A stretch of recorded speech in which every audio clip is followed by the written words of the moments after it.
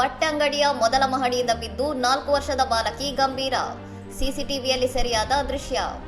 ಚಿಕ್ಕಬಳ್ಳಾಪುರದ ಪಿಳ್ಳಪ್ಪ ಕಾಂಪ್ಲೆಕ್ಸ್ನಲ್ಲಿರುವ ಬಟ್ಟೆ ಅಂಗಡಿಯೊಂದರಲ್ಲಿ ಆಟವಾಡುತ್ತಿದ್ದ 4 ವರ್ಷದ ಬಾಲಕಿ ಗಗನ ಸಿಂಧು ಮೊದಲ ಮಹಡಿಯಿಂದ ಕೆಳಗೆ ಬಿದ್ದು ಗಂಭೀರವಾಗಿ ಗಾಯಗೊಂಡಿದ್ದಾಳೆ.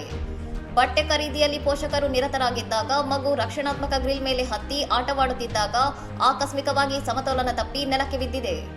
ಮಗು ಬಿದ್ದ ವಿಷಯ ತಡವಾಗಿ ಗಮನಕ್ಕೆ ಬಂದಿದ್ದು ತಕ್ಷಣವೇ ಆಕೆಯನ್ನು ಸ್ಥಳೀಯವಾಗಿ ಪ್ರಥಮ ಚಿಕಿತ್ಸೆ ನೀಡಿ ಹೆಚ್ಚಿನ ಚಿಕಿತ್ಸೆಗಾಗಿ ಬೆಂಗಳೂರಿನ ಆಸ್ಪತ್ರೆಗೆ ದಾಖಲಿಸಲಾಗಿದೆ. ಬಾಲಕಿಯ ಸ್ಥಿತಿ ಗಂಭೀರವಾಗಿದ್ದು ಈ ಸಂಪೂರ್ಣ ಹೃದಯ ವಿದ್ರಾವಕ ಘಟನೆಯು ಅಂಗಡಿಯ ಸಿಸಿಟಿವಿ ಕ್ಯಾಮೆರಾದಲ್ಲಿ ದಾಖಲಾಗಿದೆ.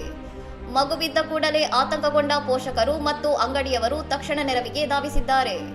ಸಾರ್ವಜನಿಕ ಸ್ಥಳಗಳಲ್ಲಿ ಮತ್ತು ಕಟ್ಟಡಗಳಲ್ಲಿ ಮಕ್ಕಳ ಸುರಕ್ಷತೆಯ ಬಗ್ಗೆ ಪೋಷಕರು ಹೆಚ್ಚಿನ ಎಚ್ಚರಿಕೆ ವಹಿಸಬೇಕು ಎಂಬುದನ್ನು ಈ ಘಟನೆ ಮಗದೊಮ್ಮೆ ನೆನಪಿಸಿದೆ.